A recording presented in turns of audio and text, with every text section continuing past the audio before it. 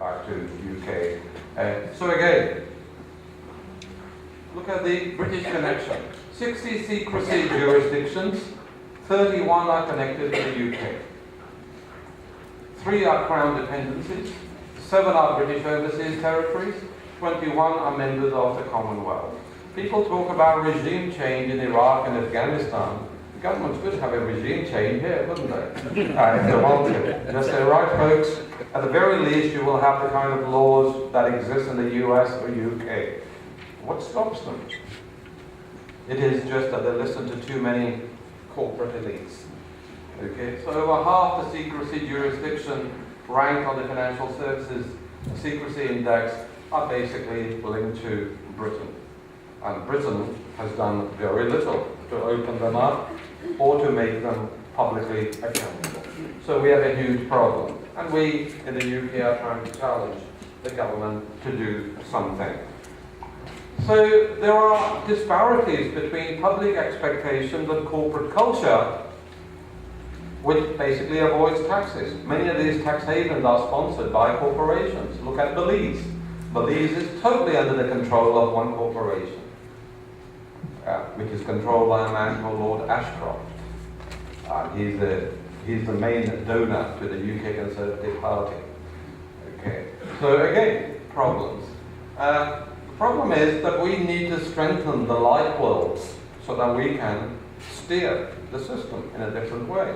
But we don't appear to be doing that. In 1998, the OECD had a project called Harmful Tax Competition. That project was stamped upon by the Bush administration, and it died, though it's being resurrected since. But I think OECD is also part of the problem, because harmful tax competition, since when any tax competition has been beneficial? Tax is a matter of bargaining, negotiation between the electorate and the government. If there is a social settlement which gives people higher pensions, higher education and healthcare, and that has to pay by higher taxes, then be it. It is not up to companies to hold the governments to ransom and say, give us tax relief, tax concessions, or we go.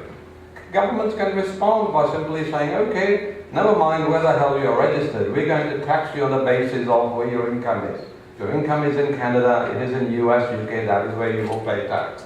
So we need a revolution into the way we're thinking about how we should tax companies. Companies are public entities. There is nothing a company does which does not affect the public.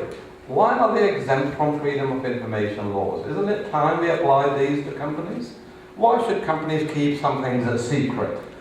Why should they be putting corporate costs onto you and me? So maybe we need to be a little bit more aggressive, perhaps. We should stop giving public contracts to companies which avoid taxes. Why do we give them? Big Four accountancy firms get huge consultancy contracts. Why do we give them? Why do government departments give them such contracts? So we should say, first, be open, be accountable. We need to know what taxes you have paid in the last 5 years before you even apply for any public contracts. So we can demand this kind of information. And indeed, we can all get together and start even producing alternative accounting standards. There is no way the International Accounting Standards Board, which is funded by the Big Four accounting firms plus 200 corporations, is ever going to shine the torch on some of these activities. We need alternative centres. There's nothing to stop NGOs setting accounting standards.